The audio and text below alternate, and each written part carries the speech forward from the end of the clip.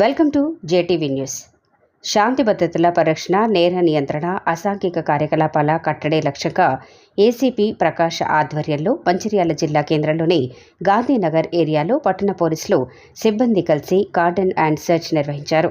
ఈ garden and సెర్చ్లో పోలీసులు ముఖ్యమైన కూడళ్లలో అనుమానిత వ్యక్తులు, పాత నేరస్తుల ఇళ్లు, పలు షాపులు, అక్రమ మద్యం, పేలుడు పదార్థాలు, వాహనాలు మొదలైన వాటిని గుర్తించటకు క్షుణ్ణంగా తనిఖీలు నిర్వహించి కొత్తగా అనుమానం ఉన్న వ్యక్తులను ఆరా తీశారు.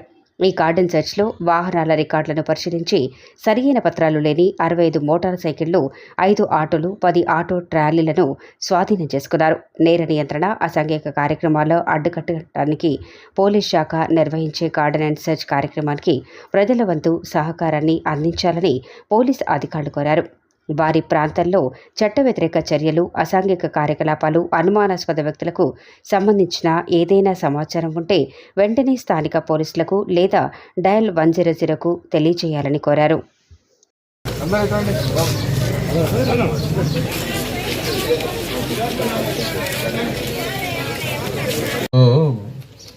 లైసెన్స్ ఉండాలి, ఆర్సీ ఉండాలి. బండి అన్నప్పుడు లైసెన్స్, ఆర్సీ, ఇన్సూరెన్స్ అన్నీ ఉండాలి. ఈ 4 రోజుల్లోనే అట్లా జరిగినాయి లేవా?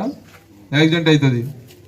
దానివల్ల డబ్బులు రాక ఇంతే నెగ్లిజెన్స్ ఉండొద్దు కదా. ఇప్పుడు మనకి దెబ్బ తగులుతుంది చేతికి, నెగ్లెక్ట్ చేస్తామా?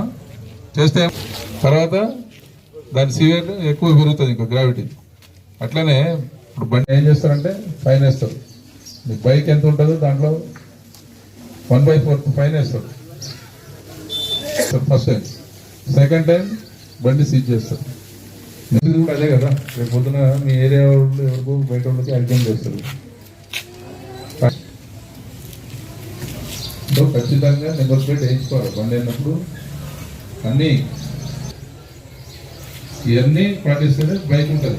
అవునా కదా? జరుగుతుందా కేసు కాదు.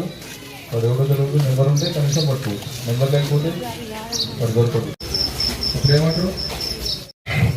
ఈరోజు మంచిర్యాల పట్టణంలోని గాంధీనగర్ ఏరియాలో మా గౌరవనీయులు సిపి రామగుండం గారి ఆదేశానుసారం మన డీసీపీ మంచిర్యాల సూచనల మేరకు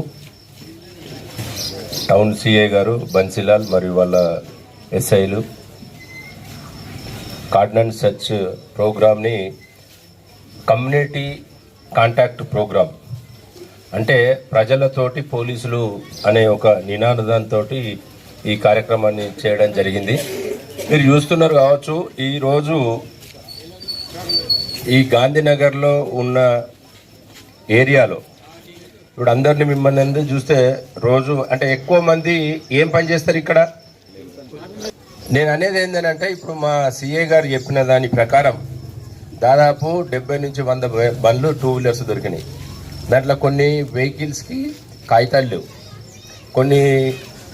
కొన్ని బండ్లకి ఇన్సూరెన్స్ లేదు. మీరు చూస్తూ ఉన్నారు ప్రతిరోజు ఎన్ని యాక్సిడెంట్లు అవుతున్నాయో మీరు చూస్తూ ఉన్నారు. అవి ఎక్కువ యాక్సిడెంట్లు అయిన దాంట్లో 90% 2 వీలర్స్కే ఎక్కువ యాక్సిడెంట్లు అవుతున్నాయి. మళ్ళీ క్యాజువాలిటీస్ కూడా ఏదైనా ఇబ్బంది కలగడము, చెయ్యి ఇరగడము, కాలు ఇరగడము, ఇంకా కొంతమంది చనిపోవడం జరిగేది కేవలము సైకిల్ మోటార్లో ఎక్కువ అవుతున్నాయి. అంటే అయిన దాంట్లో అర్థమైందా? అంతేనా కాదా? దానికి మనం నివారణ చేయాలంటే ఏంది అని తెలియజెప్పడానికి, మిమ్మల్ని ఇబ్బంది పెట్టడానికైనా కాదు. మీరు చూస్తూ ఉన్నారు రోజు రోజుకు మారుతున్న కాలక్రమేణా మనకు జరుగుతున్న ఈ పరిణామ క్రమంలో మనకు డిజిటల్ ఫోన్ వచ్చి మన సమాజాన్ని ఎంత మార్చేసింది అనేది మీ అందరికీ తెలుసు. మీకు ఒక యాప్లో ఒకటి వస్తుంది, నువ్వు 10 కోట్ల ప్రైజ్ మనీ గెలిచినవని, లేకపోతే ఓలాలా నీకు ₹1,00,000 బండి 10,000కి ఇస్తున్నావు అని చెప్పి, తర్వాత నేను ఆర్మీ కానిస్టేబుల్ని, నా బుల్లెట్ ఉన్నది, నేను రిటైర్డ్ అయినా, ఆ బుల్లెట్ అమ్ముదాం అనుకుంటున్నాను ఫేస్బుక్లో పెట్టి, ఇది బుల్లెట్ యాక్చువల్గా ₹1,00,000 కానీ నేను 20,000కే ఇస్తా అని చెప్పి వీళ్ళు సంకలు గుద్దుకొని ఏం చేస్తున్నారు? డబ్బులు పంపిస్తున్నారా లేదా? అవి వస్తున్నాయా మళ్ళీ? రావు. అందుకనే దయచేసి మీరు కష్టపడి దినమంతా కష్టపడితేనే వచ్చిన డబ్బులు చేతులకు వస్తేనే వచ్చేటప్పుడు ఉంటాయా ఏడన్నా జారిపోతాయా అనే ఉన్న పరిస్థితులలో మనకు తెలియనోడు ఎవడో పుక్కానికి ఇస్తుండంటే ఎట్లా నమ్ముదాం ఒక్కసారి ఆలోచించండి.